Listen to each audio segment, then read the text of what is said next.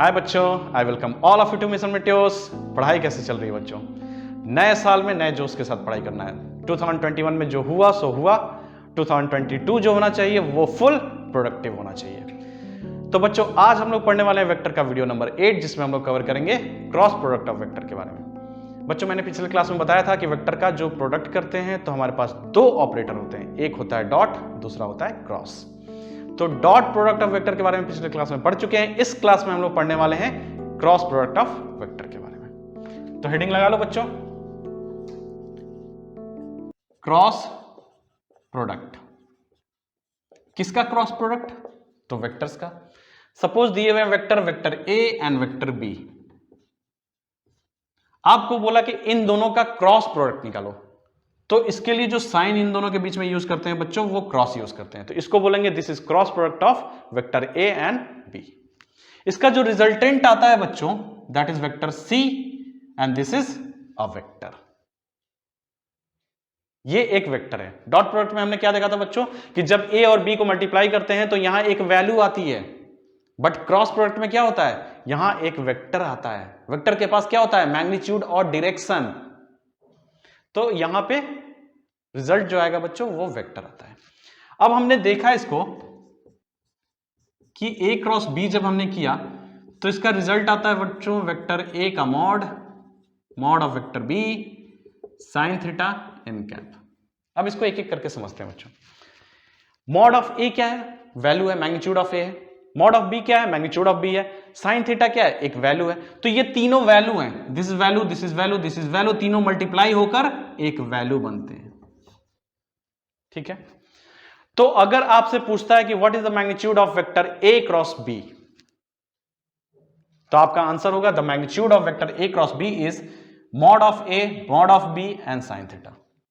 ठीक है, ये मैग्नीट्यूड हुआ इसका। ये वैल्यू जो आएगी बच्चों, दिस इज मैग्नीट्यूड। अभी मैंने आपको बताया कि वेक्टर सी आता है रिजल्ट, तो वेक्टर के पास क्या होता है, मैग्नीट्यूड होता है और डायरेक्शन होता है। तो ये देखो मैग्नीट्यूड तो निकल गया, अब डायरेक्शन भी होगा। वेक्टर को कैसे लिखते हैं, मैग्नीट्यूड इनटू डायरेक्शन लिखते हैं। मैंने बताया ऑलरेडी कि मैग्नीट्यूड इनटू डायरेक्शन लिखते हैं। तो बच्चों दिस इज मैग्नीट्यूड, तो ये क्या है, दिस इज डायरेक्शन। वेक्टर को लिखने का तरीका होता है बच्चों मैग्नीट्यूड इनटू डायरेक्शन। तो ये मैग्नीट्यूड हुआ, ये डायरेक्शन हुआ। अब डायरेक्शन के लिए हमने क्या लिया, एन कैप। एन कैप क्या है बच्चों, यूनिट वेक्टर। यूनिट वेक्टर का क्या काम होता है, केवल डायरेक्शन बताना। यूनिट वेक्टर का मैग्नीट्यूड कितना होता है, 1, जिसका कोई सिग्निफिकेंस नहीं होता है। यूनिट वेक्टर का जिंदगी में एक ही काम है, आपको डायरेक्शन बताना। ठीक है, इसका मैग्नीट्यूड 1 होता है। इसको मल्टीप्लाई करोगे इससे, तो क्या इसके मैग्नीट्यूड पे कोई फर्क पड़ेगा, नहीं पड़ेगा। इसीलिए इसके मैग्नीट्यूड का कोई सिग्निफिकेंस नहीं होता है। This is only here for direction. ठीक है बच्चों, तो जो वेक्टर सी है, जो ए क्रॉस बी का रिजल्ट है, उसका मैग्नीट्यूड तो ये हुआ और डायरेक्शन इन कैप हुआ। यहां तक बात समझ में आई बच्चों? अब वेक्टर ए का मैग्नीट्यूड तो आप निकाल सकते हो, पिछले क्लास में बताया हुआ है। बी भी निकाल सकते हो, उसका भी मैग्नीट्यूड निकाल सकते हो। साइन थीटा, अब ये थीटा कौन सा लेना है, तो थीटा लेना है बच्चों एंगल बिटवीन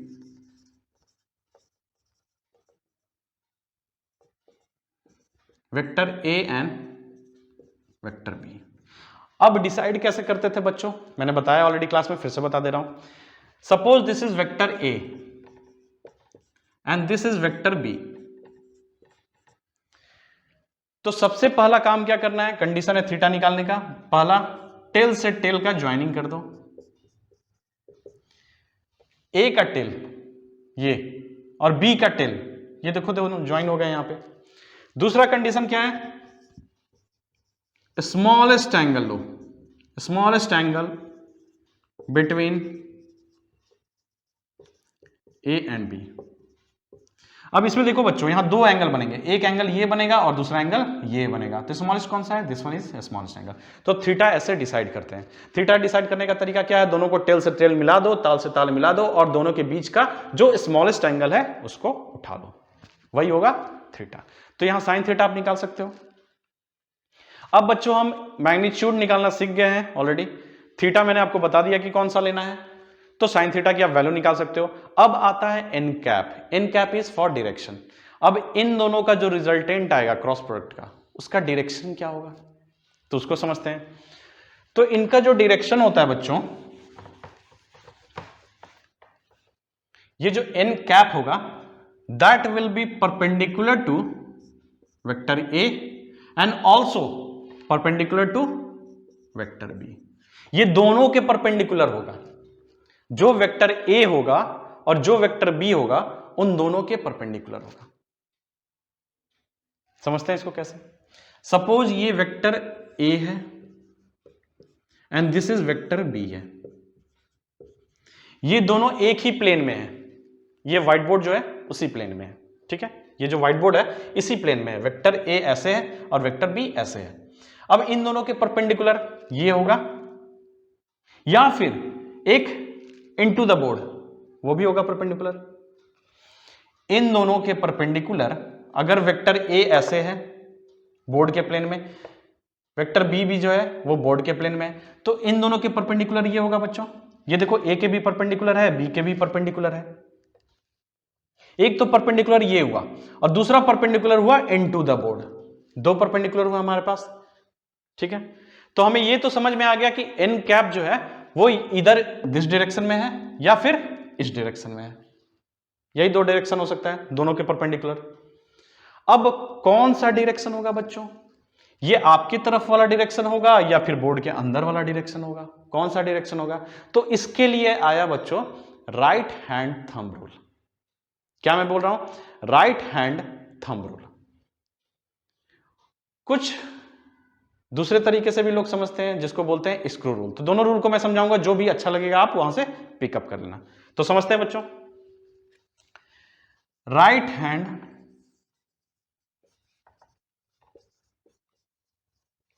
थंब रूल। अब ये रूल क्या है बच्चों? तो देखो जैसा नाम है राइट हैंड, इसमें राइट हैंड लेना है, यूज करना है कौन सा?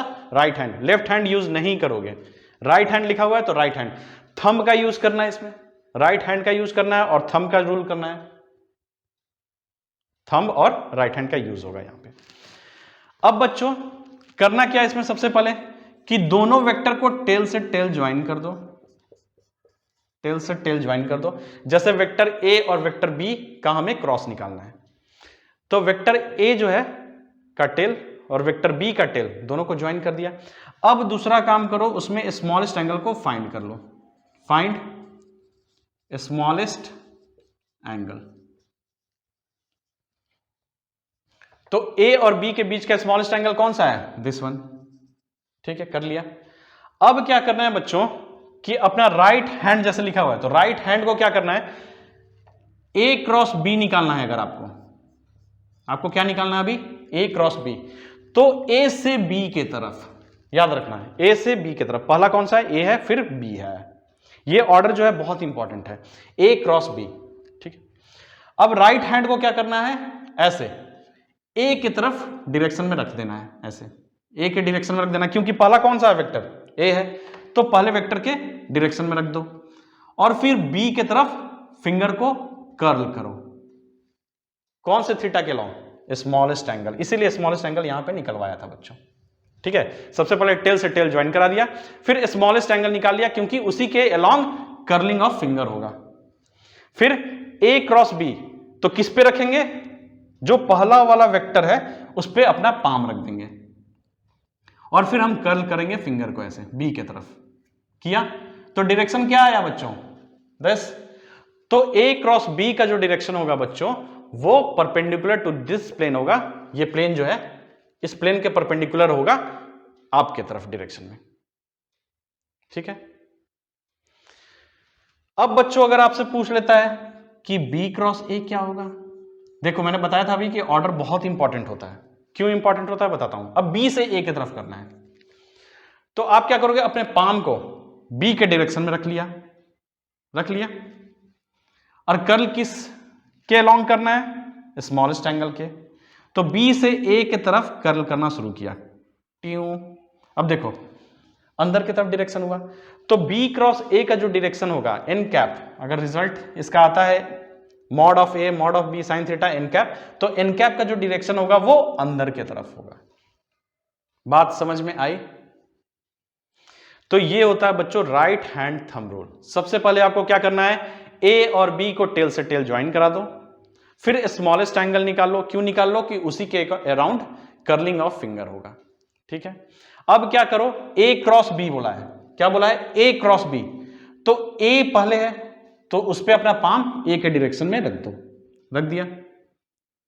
अब बी के तरफ कर्लिंग शुरू करो, तो जो थंब का डायरेक्शन होगा, थंब का जो डायरेक्शन होगा वही होगा ए क्रॉस बी का डायरेक्शन, वही होगा एन कैप का डायरेक्शन। ठीक है बच्चों, इसको दूसरे रूल से भी समझते हैं, that is screw rule.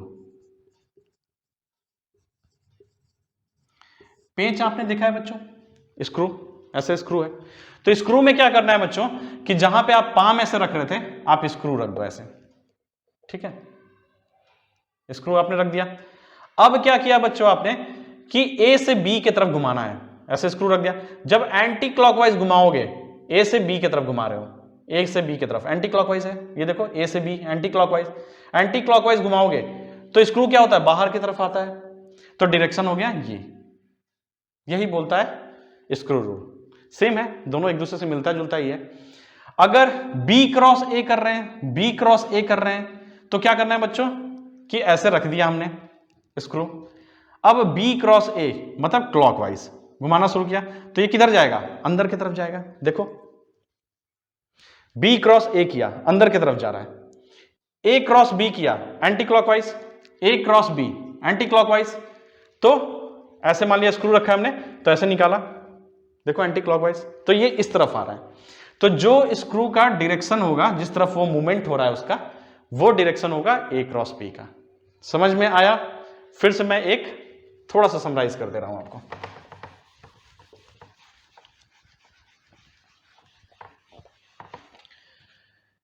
Suppose this is vector A and this is vector B. इस बार बच्चों ये दोनों जो हैं बोर्ड के प्लेन में नहीं है, ये दोनों कुछ ऐसे हैं, ऐसे।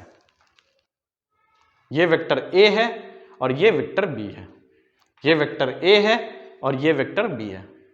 दिख रहा है आपको? ये वेक्टर ए है और ये वेक्टर बी है। इन दोनों से परपेंडिकुलर में इसका रिजल्टेंट होगा, कुछ ऐसे होगा, नहीं तो ऐसे होगा। अब देखते हैं कैसे होगा। ये ए है बच्चों ऐसे और ये बी है, ठीक है। या तो रिजल्ट ये होगा या फिर रिजल्ट ये होगा। निकालना क्या है, ए क्रॉस बी। तो सबसे पहले क्या करो, टेल से टेल ज्वाइन कर दिया, ए और बी का टेल का ज्वाइन कर दिया, स्मॉलेस्ट एंगल थीटा ले लिया, ठीक है, दिस वन इज थीटा। अब ए क्रॉस बी किया, तो ए से बी के तरफ, ए से बी के तरफ ऐसे है, ऐसे है, ये ए है और ये बी है, तो ए से बी की तरफ कर्ल करना, ऐसे ए से बी की तरफ। दिख रहा है? अगर ये ए है और ये बी है बच्चों, ये मेरा जो पाम है समझो ए है और ये बी है, ए क्रॉस बी करना है, तो ए से बी की तरफ, तो डायरेक्शन क्या हुआ, अपवर्ड। ए से बी की तरफ, तो डायरेक्शन क्या होगा, ए क्रॉस बी का बच्चों ये होगा, ठीक है। अब बी क्रॉस ए कर लेते हैं। सपोज ये बी है और ये ए है। अब हमें करना क्या है, बी क्रॉस ए करना है, बी से ए की तरफ करना है।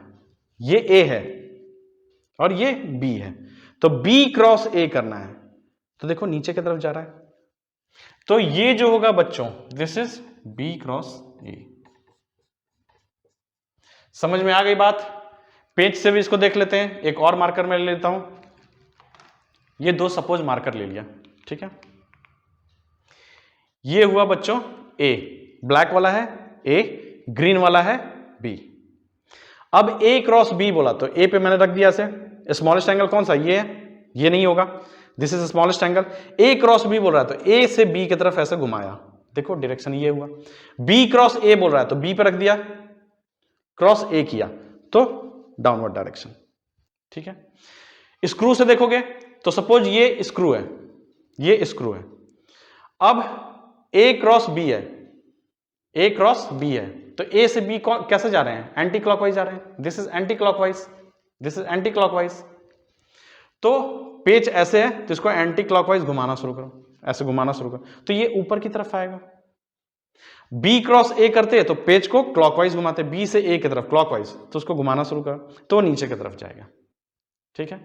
तो उसका डायरेक्शन इधर होगा और ए क्रॉस बी का डायरेक्शन ऊपर की तरफ होगा। समझ में आया बच्चों? तो this is A cross B and this is B cross A. अब यहां से बच्चों एक चीज समझ में आता है कि ए क्रॉस बी और बी क्रॉस ए जो होते हैं वो सेम नहीं होते हैं। क्यों सेम नहीं होते हैं? मैग्नीट्यूड तो सेम होगा बच्चों, mod of A mod of B sine theta, theta दोनों में एक ही है, मॉड ऑफ ए भी सेम ही है, मॉड ऑफ बी भी सेम है, और थीटा जो है वो सेम है, इसलिए साइन थीटा की वैल्यू सेम होगी। लेकिन डायरेक्शन जो है, एक का डायरेक्शन ऊपर की तरफ है, एक का डायरेक्शन नीचे की तरफ है। ए क्रॉस बी का डायरेक्शन ऊपर की तरफ है, बी क्रॉस ए का डायरेक्शन नीचे की तरफ है। तो क्या ये दोनों वेक्टर सेम है? नहीं है। This is negative of this vector, इसको बोल सकते हैं this is negative of this vector, या इसको बोल सकते हैं this is negative of this vector. लेकिन दोनों वेक्टर सेम नहीं है क्योंकि उनके डायरेक्शन सेम नहीं है, बट मैग्नीट्यूड सेम है।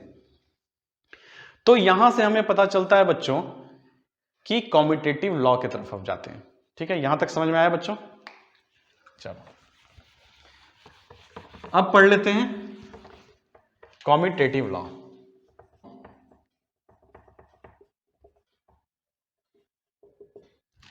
अब हमने देखा बच्चों कि A cross B is not equal to B cross A. क्यों? क्योंकि ए क्रॉस बी अगर सी आता है, सी वेक्टर, तो इसका आएगा minus C vector, B cross A जो होगा वो माइनस सी होगा। तो ये दोनों क्या बराबर हैं? नहीं है, क्योंकि इनके डायरेक्शन डिफरेंट होते हैं। इसलिए हम इसको बोल सकते हैं कि जो क्रॉस प्रोडक्ट होते हैं वो कॉम्यूटेटिव लॉ फॉलो नहीं करते हैं। पहला डिस्ट्रीब्यूटिव लॉ देख लेते हैं।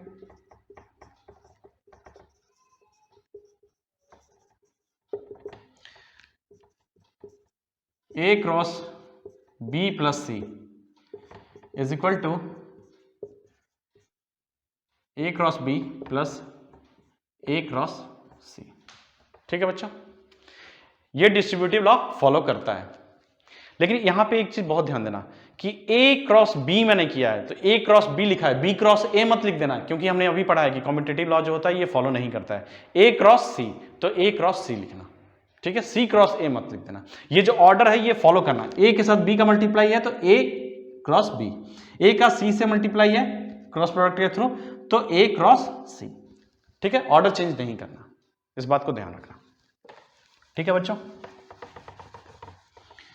अब कुछ स्पेशल केसेस देख लेते हैं।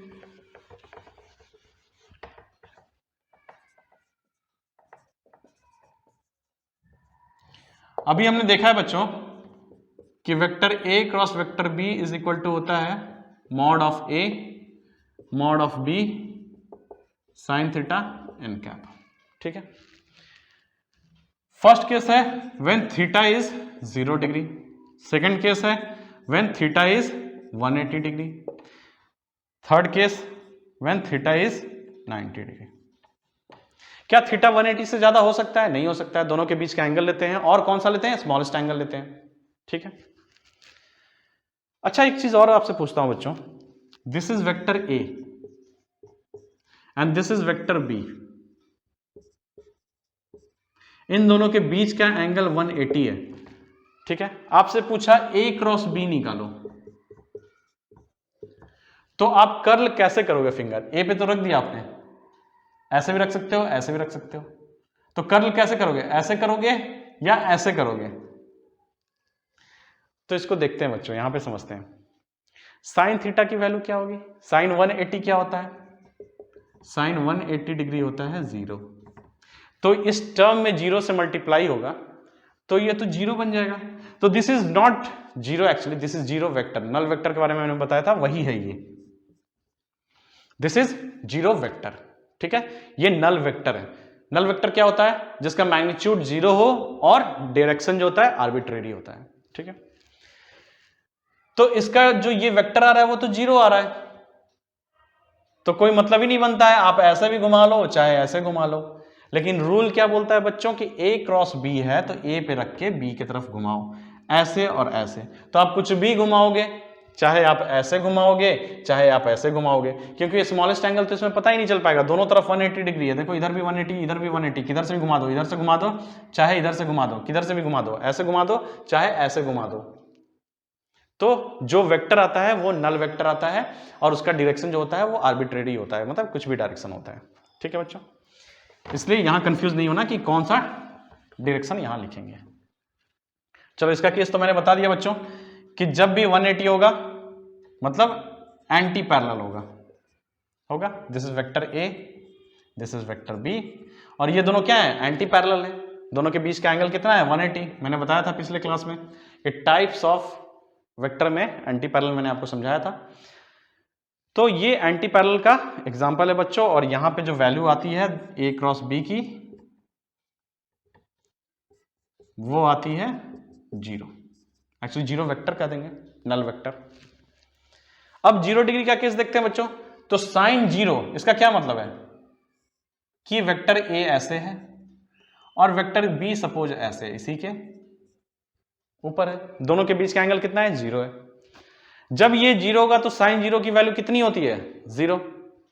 तो यहां पे भी वैल्यू आ गई बच्चों ए क्रॉस बी का 0। ये मैं वेक्टर का साइन लगा रहा हूं बिकॉज ये नल वेक्टर है, ये वेक्टर ही आएगा। इन दोनों का रिजल्टेंट क्या होता है, एक वेक्टर होता है। अब 90 वाला केस लेते हैं बच्चों, जब ए और बी एक दूसरे के परपेंडिकुलर है। This is vector A and this is vector B. अब ए क्रॉस बी करोगे तो एक डायरेक्शन आएगी। चलो देखते हैं, ए क्रॉस बी, तो मॉड ऑफ ए आ गया बच्चों, मॉड ऑफ बी आ गया और साइन 90 हो गया। ये तो मैग्नीट्यूड हुआ, इसको डायरेक्शन देना है एन कैप से, तो बताएंगे डायरेक्शन क्या होगा। तो ये हो गया ए बी। साइन 90 क्या होता है बच्चों, 1 होता है, साइन 0 0 होता है, साइन 90 1 होता है। तो ए बी हो गया मैग्नीट्यूड उसका। अब डायरेक्शन देख लेते हैं बच्चों। तो इसमें स्मॉलेस्ट एंगल कौन सा है, 90 होगा, 270 तो होगा नहीं स्मॉलेस्ट एंगल इज 90। तो ए क्रॉस बी करना है, ए से बी की तरफ, ए से बी की तरफ, ये ऑर्डर हमेशा ध्यान रखना। तो ए से बी की तरफ, तो डायरेक्शन इधर हुआ। ठीक है, तो that is perpendicular to this board and towards you. ठीक है बच्चों, तो यहां पे ये मैक्सिमम वैल्यू आई। जब 90 डिग्री होगा तो ए क्रॉस बी का मैक्सिमम वैल्यू आएगा, क्योंकि साइन 90 जो होता है वही मैक्सिमम होता है बच्चों, +1 होता है। This is the maximum sine 90। तो इसमें मैक्सिमम से मल्टीप्लाई करेंगे तभी तो ये मैक्सिमम वैल्यू आएगी। तो जब भी 90 डिग्री होगा बच्चों तो ए क्रॉस बी जो होता है वो अपना मैक्सिमम वैल्यू देगा, दैट इज इन दोनों का मैग्नीट्यूड का मल्टीप्लाई।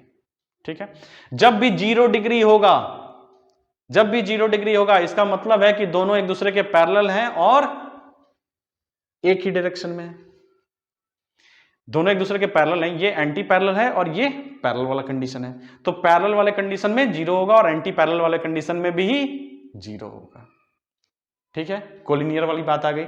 कोलिनियर वेक्टर मैंने बताया था कि 2 तरह के होते हैं, पैरेलल और एंटी पैरेलल। तो दोनों में, एक में 0 डिग्री होता है दोनों के बीच का एंगल और एक में 180 डिग्री होता है। तो जब भी ऐसा होगा 0 डिग्री और 180 होगा बच्चों, तो वो वेक्टर जो होगा वो 0 हो जाएगा। ठीक है, ये बात समझ में आ गई। ये यूनिट वेक्टर में बहुत अभी काम करने वाला है। ऑर्थोगोनल यूनिट वेक्टर की जब हम बात करेंगे तो उसके क्रॉस प्रोडक्ट में ये बहुत यूजफुल होने वाला है। तो ये 3 केस हमने देखा, मैक्सिमम वैल्यू कब आएगी, 90 डिग्री पे, और 0 डिग्री 180 डिग्री पे वो 0 देगा वैल्यू। इसका मतलब है बच्चों कि अगर 2 वेक्टर एक दूसरे के पैरेलल हैं और एंटी पैरेलल हैं, 2 वेक्टर एक दूसरे के पैरेलल हैं और एंटी पैरेलल हैं, आपसे पूछ रहा है कि है कि नहीं है, तो आप कैसे निकालोगे, सीधा आप क्रॉस प्रोडक्ट कर दोगे। 2 वेक्टर एक दूसरे के पैरेलल हैं कि नहीं हैं, यह चेक करने का तरीका है कि उन दोनों का क्रॉस प्रोडक्ट ले लो। अगर क्रॉस प्रोडक्ट 0 आ जाता है तो वो दोनों एक दूसरे के पैरेलल हैं या फिर एंटी पैरेलल है। ठीक है बच्चों, समझ में आया यहां तक बात। तो ये बात आपके दिमाग में रहना चाहिए विथ 3 स्टार। डॉट प्रोडक्ट में क्या होता था बच्चों कि डॉट में अगर दोनों एक दूसरे के परपेंडिकुलर हैं तो 0 होती थी वैल्यू, 90 होता था तो 0 होती थी वैल्यू होती थी। वहां पे cos थीटा होता था, तो cos 90 क्या होता है, 0 होता है। ठीक है, समझ में आया बच्चों। अब समझते हैं ऑर्थोगोनल यूनिट वेक्टर्स के बारे में। कि उनके मल्टीप्लिकेशन कैसे होते हैं, ये सब समझते हैं। Orthogonal unit vector. बच्चों पिछले क्लास में मैंने बताया था कि ऑर्थोगोनल यूनिट वेक्टर्स कौन कौन से होते हैं, आई कैप, जे कैप और के कैप।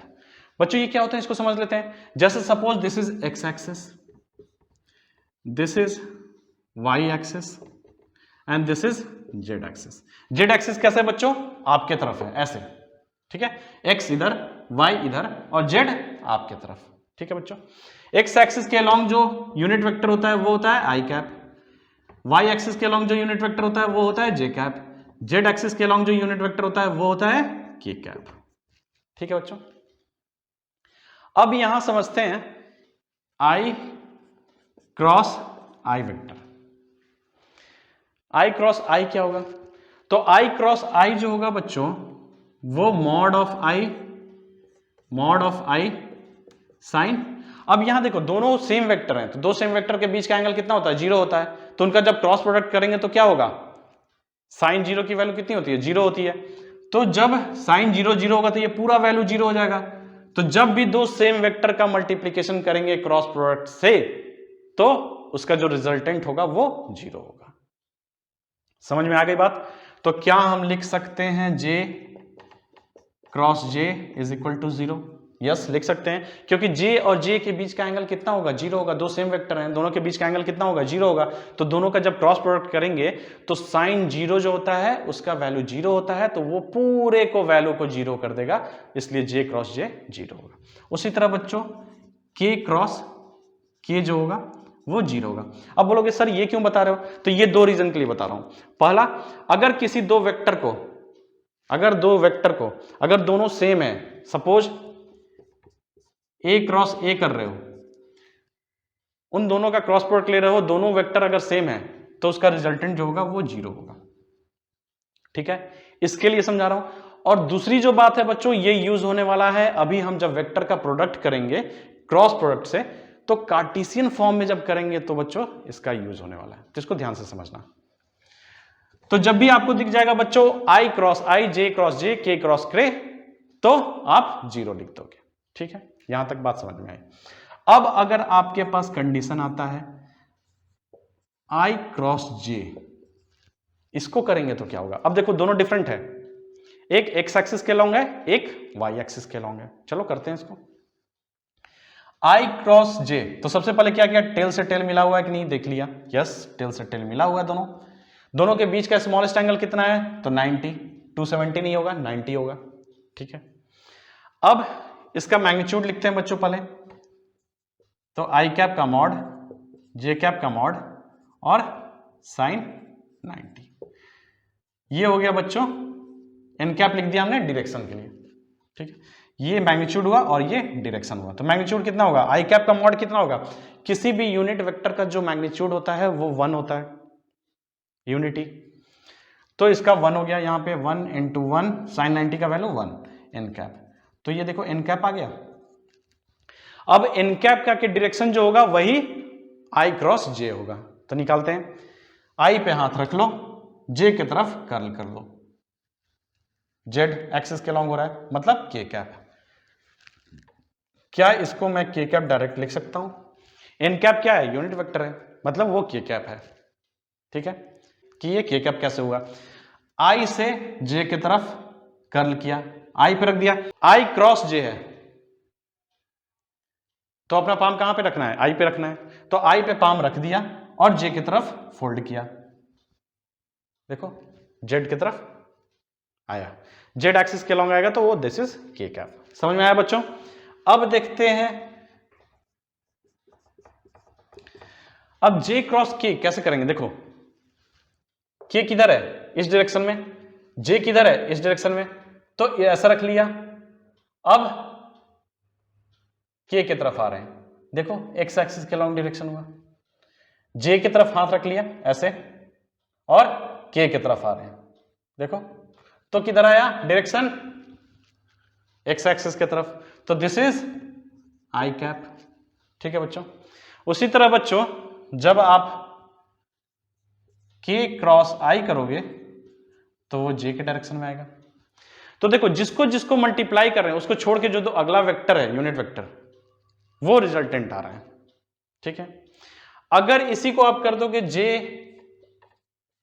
क्रॉस i कैप, ऐसे कर दोगे तब क्या होगा, j क्रॉस i कैप, तो ये इसका निगेटिव वेक्टर होगा, डायरेक्शन अपोजिट हो जाता है, तो क्या हम इसको लिख सकते हैं माइनस k कैप।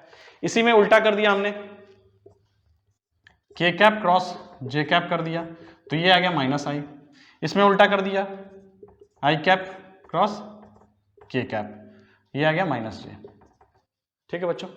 अब आप मुझसे बोलोगे कि क्या सर इसको याद रखना पड़ेगा, ये निगेटिव कैसा आया, समझ में आया बच्चों?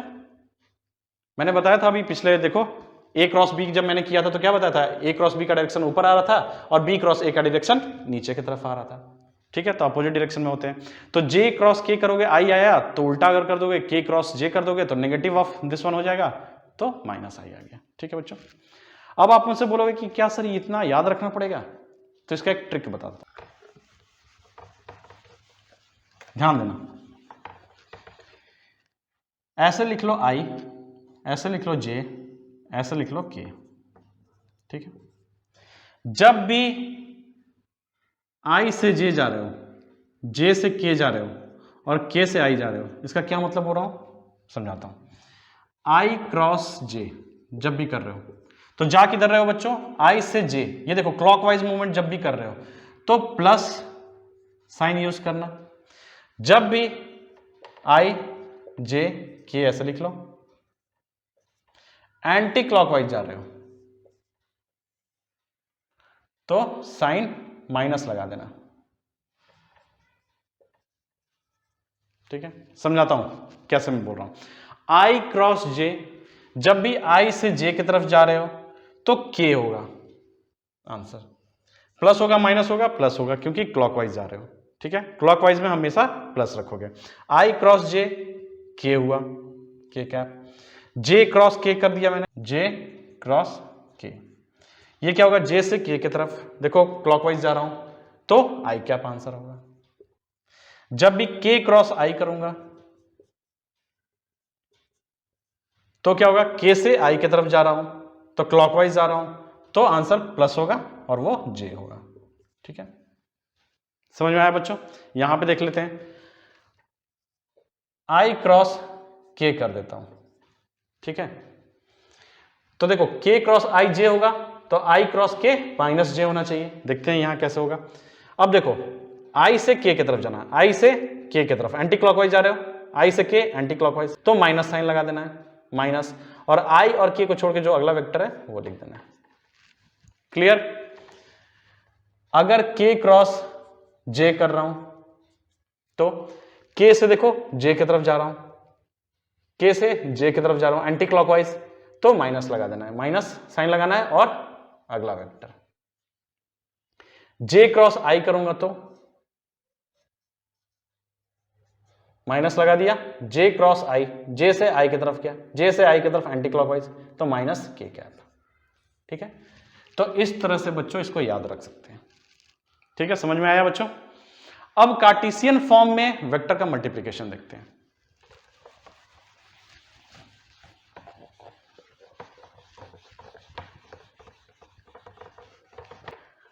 क्रॉस प्रोडक्ट ऑफ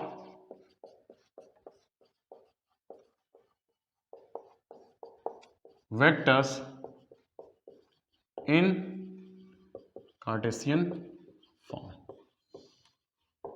ठीक है। अगर दो वेक्टर दिए हुए हैं बच्चों कार्टेशियन फॉर्म में तो उसका क्रॉस प्रोडक्ट कैसे निकालते हैं, देखो this is vector A, ax i cap plus ay j cap plus az k cap, फिर वेक्टर बी हो गया bx i cap plus by j cap plus bz k cap, ठीक है। ऐसे दो वेक्टर दिए हुए हैं, इन दोनों का क्रॉस प्रोडक्ट करना है, a क्रॉस b करना है, लिख लो इसको, ax i cap plus ay j cap plus az k cap cross B X I cap plus B Y J cap plus B Z K cap.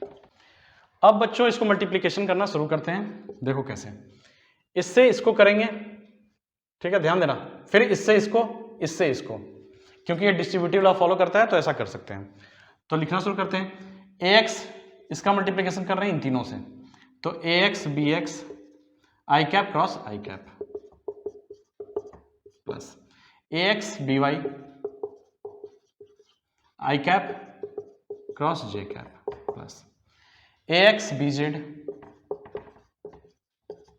I cap cross K cap. अब एक चीज बहुत important है बच्चों, यहां पे ध्यान देना, इसका मल्टीप्लीकेशन इससे कर रहे हैं, इससे कर रहे हैं, इससे कर रहे हैं, ठीक है। तो आप हमेशा ऐसे लिखोगे, आई कैप क्रॉस आई कैप लिखोगे, आई कैप क्रॉस जे कैप लिखोगे, आई कैप क्रॉस के कैप लिखोगे। आप यहां का ऑर्डर चेंज नहीं करोगे बच्चों। अगर आपने ऑर्डर चेंज किया, जे कैप क्रॉस आई कैप कर दिया यहां पे, तो कॉम्पिटेटिव लॉ ये फॉलो नहीं करता है, आपके आंसर गलत हो जाएंगे। बहुत इंपॉर्टेंट है, ध्यान देना, बच्चे हमेशा इसमें गलती कर देते हैं। अब इसका मल्टीप्लीकेशन इनके साथ करेंगे, इन तीनों के साथ, ठीक है। ए Y B x J cap cross I cap plus A Y B Y J cap cross J cap plus A Y B Z J cap cross K cap. देखो ऑर्डर कैसे मैंने लिखा है, जे कैप क्रॉस आई कैप, ठीक है, जे cap cross J cap, ठीक है, जे cap cross K cap, ठीक है। अब इसका मल्टीप्लीकेशन इन तीनों के साथ करेंगे, तो हो गया ए जेड बी एक्स के कैप आई कैप प्लस ए जेड बी वाई के कैप जे कैप प्लस ए Z B Z K cap के कैप। ये सब क्रॉस में बच्चों, ठीक है। ये रिजल्ट आया बच्चों इसका, किससे आया, डिस्ट्रीब्यूटिव लॉ से। अब हमने एक रूल सीखा था बच्चों कि जब भी आई जे और के ये क्लॉकवाइज होंगे, ये क्लॉकवाइज होंगे, तो प्लस में लिख के दूसरा वेक्टर रिजल्टेंट आता है। जैसे आई और आई का क्रॉस प्रोडक्ट करेंगे तो 0 आ जाएगा, आई और जे का क्रॉस प्रोडक्ट करेंगे तो आई क्लॉकवाइज है, जे आई से जे की तरफ जाना है, क्लॉकवाइज जा रहे हैं तो के कैप होगा, प्लस के कैप प्लस लेंगे। एंटी क्लॉकवाइज जहां जाएंगे, आई से के की तरफ गए तो माइनस लगा के जे लिख देंगे, ठीक है। लिखना शुरू करते हैं इसको। सबसे पहले बच्चों ये क्वांटिटी, ये क्वांटिटी और ये क्वांटिटी, ये तो 0 होगी। देखो आई कैप इंटू आई कैप, जे कैप इंटू जे कैप, दो वेक्टर सेम है, दोनों को मल्टीप्लाई किया, साइन थीटा 0 आ गया। थीटा की वैल्यू 0 होगी, जे और जे के बीच का एंगल कितना होगा, 0 होगा, तो साइन थीटा की वैल्यू 0 आएगी, तो पूरा होल क्वांटिटी 0 हो जाएगा। यहां भी 0 हो जाएगा के कैप इंटू के कैप में, तो ये तीनों 0 हो गया बच्चों। तो इन तीनों का कोई सिग्निफिकेंस यहां नहीं है, आगे का लिखते हैं। लिख लो ए एक्स बी वाई। अब देखो आई से जे की तरफ जा रहे हैं, आई से जे की तरफ गए तो के लिख देना है प्लस में, क्यों, क्योंकि क्लॉकवाइज गए।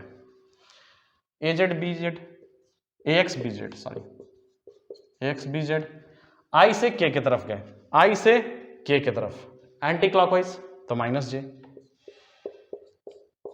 प्लस ए वाई बी एक्स, जे से आई की तरफ, जे से आई की तरफ, एंटी क्लॉकवाइज गए तो माइनस के, ए वाई बी जेड, जे से के की तरफ, जे से के की तरफ क्लॉकवाइज तो आई हो गया, के से आई की तरफ, तो पहले ये लिख लेते हैं ए जेड बी एक्स, के से आई की तरफ, के से आई की तरफ क्लॉकवाइज तो जे हो गया, ए जेड बी वाई, के से जे की तरफ, के से जे की तरफ एंटी क्लॉकवाइज तो माइनस आई हो गया। हमेशा जब भी क्लॉकवाइज जा रहे हैं बच्चों तो प्लस लगाना, एंटी क्लॉकवाइज जा रहे हैं तो माइनस लगा देना, ठीक है। अब इसको लिखते हैं बच्चों। अब देखो यहां एक आई का टर्म है, यहां एक आई का टर्म है, यहां जे का एक टर्म है, यहां जे का टर्म है, और के का टर्म यहां है और के का टर्म यहां है। तो सबको लिखना शुरू करते हैं एक एक करके। आई वाले के साथ आई वाले के साथ रख दो, तो ये हो गया आई कैप ले लिया मैंने, ए वाई बी जेड माइनस ए जेड बी वाई। ठीक है, अब जे वाला ये है बच्चों और ये है, तो इसमें मैं क्या करूंगा, माइनस ले रहा हूं कॉमन। क्यों ले रहा हूं आगे बताऊंगा। माइनस मैंने कॉमन लिया, माइनस जे कॉमन लिया, तो ये हो गया A X B Z minus minus minus plus होगा ए जेड बी एक्स। ठीक है, फिर मैंने के कैप कॉमन लिया, ए एक्स बी वाई और फिर माइनस ए वाई बी एक्स। ठीक है बच्चों, तो ये रिजल्ट आया इसका। आपने देखा कि कैसे होता है क्रॉस प्रोडक्ट में। अब इतना आप करने जाओगे बच्चों तो सुबह से शाम हो जाएगा आपका एग्जाम में। मैं एक ट्रिक बताता हूं, ट्रिक नहीं एक्चुअली मेथड ही है, समझते हैं उसको। डिटर्मिनेंट मेथड जो है, आपको करना क्या है, अब ये डिटर्मिनेंट क्या चीज होता है बच्चों, ये मैथ्स में आपको पढ़ना है, मैं पढ़ाऊंगा, बट अभी समझ लो कि इसको कैसे यूज करना है। आप एक बॉक्स बनाओ ऐसे, यहां लिख लो आई कैप जे कैप और के कैप। रिजल्ट आपका ये आया, मैं मिटा दे रहा हूं इसको बच्चों, इसको मिटा रहा हूं बीच वाले मेथड को। अभी देखते हैं इससे रिजल्ट आते हैं कि नहीं। वो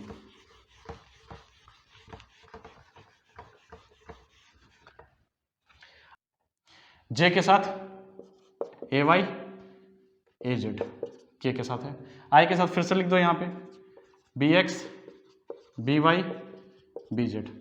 ए क्रॉस बी कर रहे थे बच्चों, तो ए को ऊपर लिखोगे बी को नीचे लिखोगे, उल्टा मत कर देना, बी को ऊपर मत लिख देना। ठीक है, अब देखो, अब डिटर्मिनेंट मेथड से इसका वैल्यू निकालो, तो इसकी वैल्यू होगी आई कैप। अब इसको करना कैसे देखो, अगर आई को ले रहे हैं तो इस रो को भूल जाओ, इस कॉलम को भूल जाओ, अब इसको आपस में मल्टीप्लाई करो, पहले इसको मल्टीप्लाई करो फिर माइनस दिस वन, तो हो गया ए वाई बी जेड माइनस ए जेड बी वाई। समझ में आया क्या किया मैंने। आई जो है इस पे लिख रहे हैं हम, तो आई पे जब लिख रहे हैं तो ये भूल जाना है पूरा, आई का जो रो है और जो कॉलम है उसको भूल जाना है, तो ये दोनों को भूल जाओ। अब A Y B Z minus B Y A Z करना है, पहले इसको मल्टीप्लाई कर देना, देखो फिर से बता रहा हूं, पहले इसको मल्टीप्लाई कर देना, फिर माइनस दिस वन। ठीक है, अब जे के लिए लिखते हैं, जे के लिए जब भी लिखोगे बच्चों तो यहां माइनस जे करोगे, ये मेथड है इसलिए बता रहा हूं, माइनस जे करोगे इनटू। अब जे को लिखना है बच्चों तो उसका जो कॉलम है भूल जाओ, उसका रो भूल जाओ, तो ये भूल गए तो देखो A X B Z minus, भूल गए इसको, बी एक्स ए जेड प्लस के। जे का जब भी लिख रहे हैं बच्चों तो माइनस कर देंगे, आई और के में हमेशा प्लस में लिखेंगे। ठीक है, के के लिए इसका रो भूल जाओ और इसका कॉलम भूल जाओ। अब यहां देखो A X B Y minus A X B Y minus B X A Y. ठीक है, अब देखते हैं आंसर सेम आया कि नहीं। आई कैप ठीक है, ए वाई बी जेड ठीक है, ए जेड बी वाई सही है, माइनस जे सही है, ए एक्स बी जेड सही है, ए जेड बी एक्स वही है, ए जेड बी एक्स सही है, K cap A X B Y सही है, ए वाई बी एक्स सही है। तो देखो कितना इजीली मैंने निकाल दिया बच्चों। यहां पे इसको निकालने के लिए क्या हुआ, पूरा कैलकुलेशन करना पड़ा और फिर निकला रिजल्ट। इसका देखो कितना इजी हो गया, समझ में आ रही बात। तो ये जो डिटर्मिनेंट मेथड है इससे बहुत इजी हो जाता है। ठीक है, समझ में आई बात बच्चों। अब समझते हैं बच्चों condition for two vector to be parallel.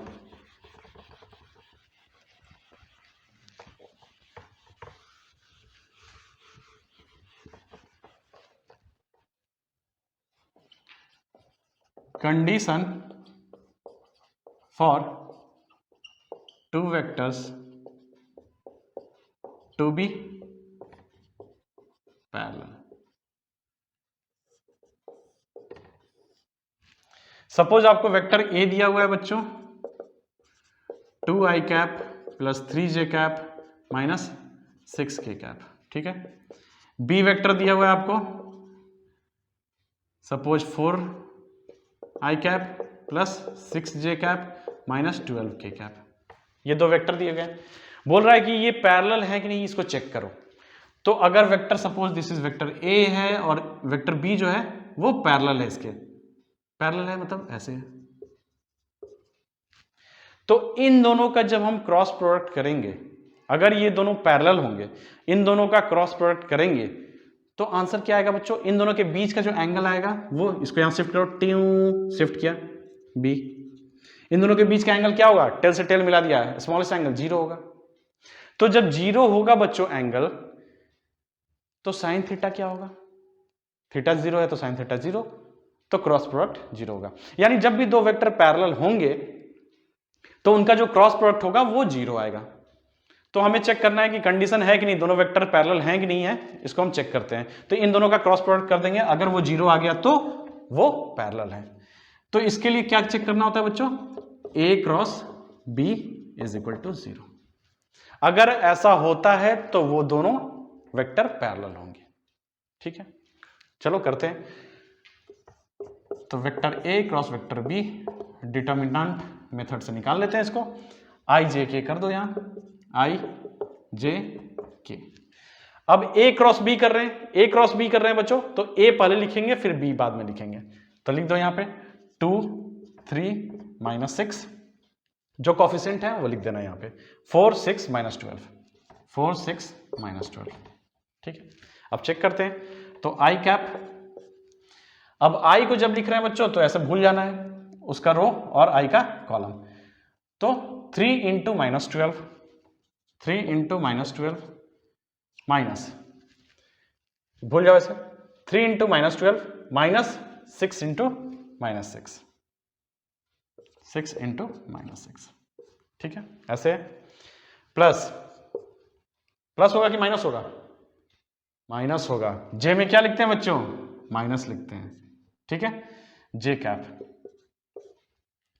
यहां देखो जे को उसका कॉलम और रो छुपा दिया, जे का कॉलम और रो छुपा दिया। जब इसका कॉलम छुपाओगे बच्चों तो 2 into minus 12, 2 into minus 12 minus 4 into minus 6, 4 into minus 6, ठीक है। ये ऐसे ऐसे प्लस, अब प्लस लिखेंगे, आई और के प्लस में लिखते हैं, के के लिए छुपा दो ऐसे, तो 2 इंटू 6 12 कर देते हैं, माइनस 4 इंटू 3 12। चलो देख लेते हैं इसको। तो ये हो गया बच्चों 3 इंटू माइनस 12 हो गया माइनस 36 माइनस माइनस 36, तो ये तो 0 हो गया। यहां पे देखते हैं 2 इंटू माइनस 12 हो गया माइनस 24, यहां पे माइनस 24, ये दोनों भी 0 हो गया। 12 माइनस 12 0 हो गया, पूरा जो क्वांटिटी है वो 0 आ गया। इसका मतलब है कि vector A is parallel to vector B, vector A is parallel to vector B। Proof हुआ बच्चों। तो जब भी अगर बोल रहा है बच्चों कि दो वेक्टर पैरेलल हैं कि नहीं है, तो उसका कंडीशन ऐसे चेक करोगे, उन दोनों का क्रॉस प्रोडक्ट करोगे और अगर वैल्यू 0 आ जाती है तो वो पैरेलल है। अब एक इसका सिंपल मेथड बता दे रहा हूं, सिंपल मेथड देखो।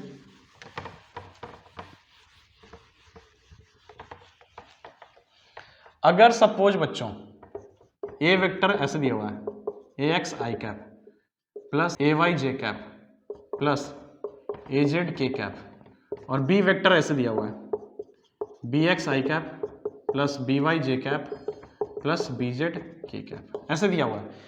अगर ये दोनों पैरेलल है कि नहीं तो ऐसे भी चेक कर सकते हो। पैरेलल होने का कंडीशन ये भी होगा ax upon bx is equal to ay upon by is equal to az upon bz, ठीक है। अगर ये कंडीशन सेटिस्फाई कर रहा है तो भी कहेंगे कि A vector is parallel to B vector. एक इस तरह से बता सकते हो आप सिंपलेस्ट मेथड, और दूसरा ये मेथड है, ठीक है। ये दोनों में से कोई भी यूज कर सकते हो आप, कैन यूज एनीवन, बट ये सबसे सिंपल वाला है बच्चों। क्रॉस करने जाओगे तो पूरा लिखना पड़ेगा, डिटर्मिनेंट बनाना पड़ेगा और उसका वैल्यू निकालना पड़ेगा।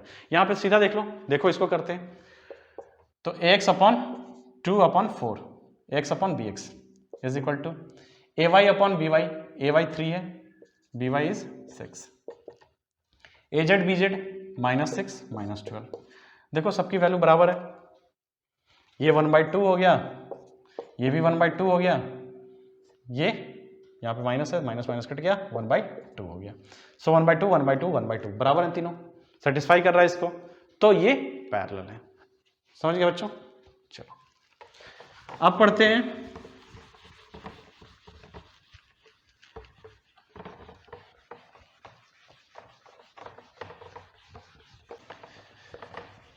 अब बच्चों देखते हैं एरिया ऑफ अ ट्राइंगल।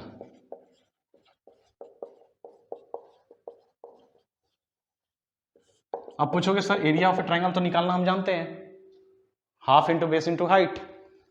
देखो क्रॉस प्रोडक्ट में कैसे निकालते हैं, ध्यान देना। ये कोई ट्राइंगल दिया हुआ है, this is A, this is B and this is C. Suppose ऐसा कोई ट्राइंगल है, इसका ए दिया हुआ है मैग्नीट्यूड, ये बी है, ठीक है। इसका एरिया क्या होगा बच्चों, half into base into height. Area of a triangle यही होगा। बेस क्या है बच्चों, ए दिया हुआ है, so this is half into A. Height क्या होगा बच्चों, यहां से परपेंडिकुलर ड्रॉप कर दो और जो इसकी वैल्यू होगी, अगर इन दोनों के बीच का एंगल अगर थीटा है बच्चों, ए और बी के बीच का एंगल अगर थीटा है, तो क्या ये बी साइन थीटा होगा? ये जो लेंथ है बी साइन थीटा होगा। कैसे होगा बता दे रहा हूं, ये राइट एंगल ट्राइंगल है, यहां बना दो, ये है बी तो बी हमने ले लिया, ये है थीटा, थीटा ले लिया। हमें निकालना क्या है, इसकी वैल्यू निकालनी है, ठीक है। ये एच मान लो, तो साइन थीटा क्या होगा बच्चों, H upon perpendicular upon hypotenuse, तो H is equal to B sine theta, ठीक है। ये बहुत बार करा चुका हूं मैं। तो ये हो गया बच्चों हाइट बी साइन थीटा, ठीक है। क्या मैं इसको लिख सकता हूं, ए बी साइन थीटा, ऐसा लिख सकता हूं, ठीक है। अगर बच्चों ये वेक्टर ए है, this is vector A, this is vector B, अगर किसी ट्रायंगल का दो कंसेक्यूटिव साइड और उसके बीच का एंगल दिया हुआ है, फिर से मेरी बात सुनो, अगर किसी ट्रायंगल का दो साइड, कंसेक्यूटिव साइड जो है कंसेक्यूटिव ही होगा, आप इसको इसको ले लो चाहे इसको इसको ले लो, दिया हुआ है और उसके बीच का एंगल लिया हुआ है, तो क्या ये एक्सप्रेशन आएगा? हमने ए लिया, बी लिया और बीच का एंगल थीटा लिया, तो उसका जो एरिया आया, area of a triangle, half into A B sine theta आया। और हमने यहां पे पढ़ा है बच्चों कि ए क्रॉस बी क्या होता है आपका, mod of A mod of B sine theta n cap होता है। अगर मैं इसका मॉड लगा दूं तो क्या ये एन कैप हट जाएगा? यस हट जाएगा, क्योंकि ये मैग्नीट्यूड होता है, ठीक है। तो क्या ये और ये वैल्यू सेम है? ये जो आप वेक्टर देख रहे हो, वेक्टर का मॉड, ये ए है ये बी है, मैग्नीट्यूड है दोनों, ए भी मैग्नीट्यूड है बी भी मैग्नीट्यूड है, साइन थीटा ही है। क्या ये एक्सप्रेशन यहां पे है? यस। तो क्या हम लिख सकते हैं half mod of A cross B, लिख सकते हैं। तो इस तरह से हम एंगल निकाल सकते हैं, अगर दो वेक्टर के बीच का एंगल और उसका मैग्नीट्यूड दिया हुआ है, तो अगर वो ट्रायंगल फॉर्म कर रहा है तो हम इस तरह से ट्रायंगल का एरिया निकाल सकते हैं, ठीक है बच्चों। अब समझते हैं एरिया ऑफ अ पैरेललोग्राम।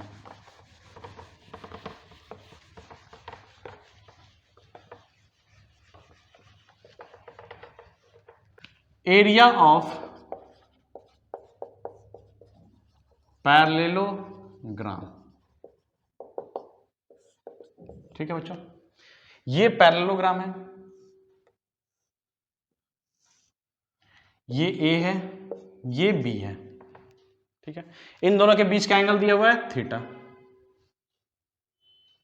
अब बच्चों इसका एरिया क्या होता है? यहां से एक परपेंडिकुलर ड्रॉप कर दो, ऐसे ड्रॉप किया हमने परपेंडिकुलर, ये परपेंडिकुलर की हाइट क्या होगी बच्चों, b sin थीटा होगा। देखो दिस इज b, ये राइट एंगल ट्रायंगल है, this is b, this is theta, तो ये b sin थीटा होगा और इसका लेंथ जो होगा वो b cos थीटा होता है। ठीक है, ये बताया हुआ पहले, तो ये b sin थीटा।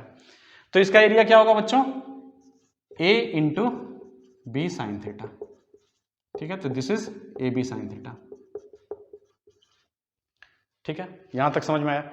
अगर बच्चों किसी पैरेललोग्राम का दो कंसेक्यूटिव वर्ड पे ध्यान देना, बिकॉज इसको मत लेना, दो कंसेक्यूटिव, ये एक वेक्टर है और ये वेक्टर है। अगर किसी पैरेललोग्राम में दो कंसेक्यूटिव साइड जो हैं वो दो वेक्टर हैं और उनके बीच का एंगल दिया हुआ है थीटा, तो क्या आप उसका एरिया निकाल सकते हो? यस, निकाल सकते हैं। देखो कैसे, a क्रॉस b किया हमने, इसका वैल्यू आया बच्चों, अभी दिखाया था मैंने कि ए बी साइन थीटा होता है, इसका magnitude A B sine theta. N cap नहीं लगा रहे हैं क्योंकि मैग्नीट्यूड की बात कर रहे हैं। तो क्या ए बी साइन थीटा को ऐसे लिख सकते हैं, a क्रॉस b? यस, लिख सकते हैं, that is the area. a और b वेक्टर दिया हुआ, उस दोनों के बीच का एंगल दिया हुआ है थीटा, तो आप पैरेललोग्राम का एरिया लिख सकते हो a क्रॉस b। अगर ट्रायंगल का एरिया लिखना होगा तो क्या करोगे, इसके आगे हाफ लगा दोगे, हाफ a क्रॉस b का मॉड। ठीक है बच्चों, ये मॉड लगा हुआ है, मैग्नीट्यूड है। एरिया क्या है, मैग्नीट्यूड है। एरिया का कोई डायरेक्शन नहीं होता है, मैग्नीट्यूड होता है, तो a क्रॉस b का मॉड। ये क्रॉस से क्रॉस प्रोडक्ट का जो मेथड है, अगर दो वेक्टर दिए हुए हैं, वेक्टर a का कोई वैल्यू दिया हुआ है, जैसे वेक्टर a दिया रहता है ax i cap plus ay j cap plus az k cap, इस फॉर्म में, कार्टेशियन फॉर्म में दिया हुआ है, 3i cap plus 2j cap plus 5k cap, ऐसे कुछ दिया हुआ है, b का भी वैल्यू कुछ दिया हुआ है, तो a क्रॉस b करके आप उससे बनने वाले पैरेललोग्राम का एरिया निकाल सकते हो। ठीक है बच्चों, तो यहां पे जाके क्रॉस प्रोडक्ट ऑफ वेक्टर खत्म होता है, और नेक्स्ट क्लास जो होगा बच्चों वो वेक्टर का लास्ट क्लास होगा। पढ़ाई करते रहो दिल लगा के। जय हिंद।